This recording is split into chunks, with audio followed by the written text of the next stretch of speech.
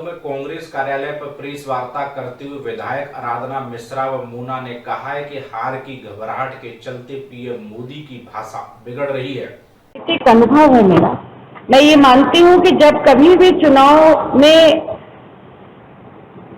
प्रतिशत कम होता है तो ये सरकार के खिलाफ होता है, मौजूदा सरकार के खिलाफ ये ट्रेंड रहा है। तो मैं तो यही मानती हूँ, और जो आम जनता की राय भी दिखने को मिल रही है वो भी यही है कि आज भले ही बहुत सारे मुद्दे भाजपा याद दिलाने का प्रयास करती रहे, पर आज जो किसान है वो परेशान है।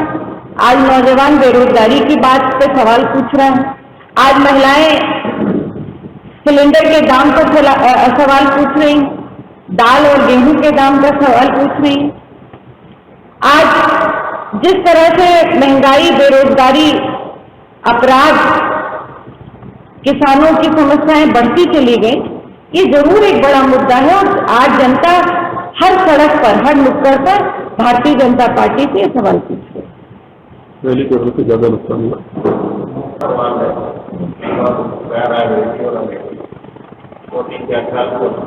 बहुत जल्दी आपको, अब तो समय भी नहीं है क्योंकि 5वें चरण में चुनाव है, तो उसका नामांकन शुरू हो जाएगा। तो आपकी क्या, हम सबकी उत्सुकता समाप्त हो जाएगी। धन्यवाद। उनके राज में कीमत दुगनी हुई। मैं याद दिलाना चाहती हूँ, और उद्देश्य भी मेरा आज इस प्रेस कॉन्फ्रेंस बुलाने का यही था कि 2016 की रैली में जब प्रधानमंत्री जी आए थे बरेली में, तो उन्होंने स्पष्ट कहा था कि 2022 तक किसानों की आय हम फसल के दाम दुगनी कर देंगे। पर 2022 का चुनाव बीत गया, 2024 का चुनाव, आम चुनाव भी आ गया, पर किसान की MSP न मिली उसको, न ही उसकी आमदनी दुगनी हुई।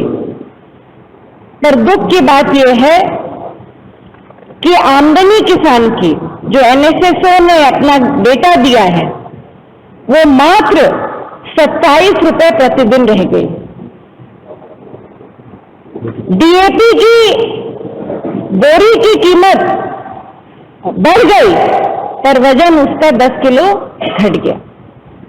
डीजल जो किसान के लिए सबसे आवश्यक चीज है, सिंचाई के लिए, कटाई के लिए, मड़ाई के लिए, उसकी कीमत 100 रुपए के पार हो गई।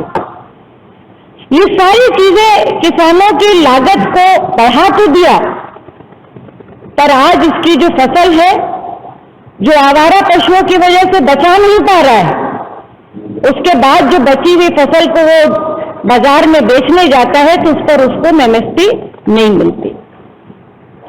आज मैं माननीय प्रधानमंत्री जी को याद दिलाना चाहती हूँ, उन्हीं के वादे को याद दिलाना चाहती हूँ जो उन्होंने किसानों से कहा था बरेली में कि उनकी आय दुगनी होगी। मैं स्पष्ट एक बात कहना चाहती हूँ कि आज फिर से एक बार प्रधानमंत्री नरेंद्र मोदी जी की एक और गारंटी फेल हो गई।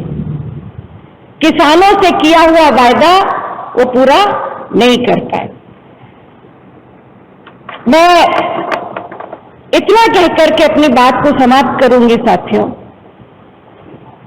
कि ये दुखद है इतिहास में भारत देश के कि 10 साल की सरकार चलाने के बाद भी आज इस देश का प्रधानमंत्री मंगलसूत्र के नाम पर वोट मांग रहा है। ये बेबसी है उनकी, ये उनकी लाचारी।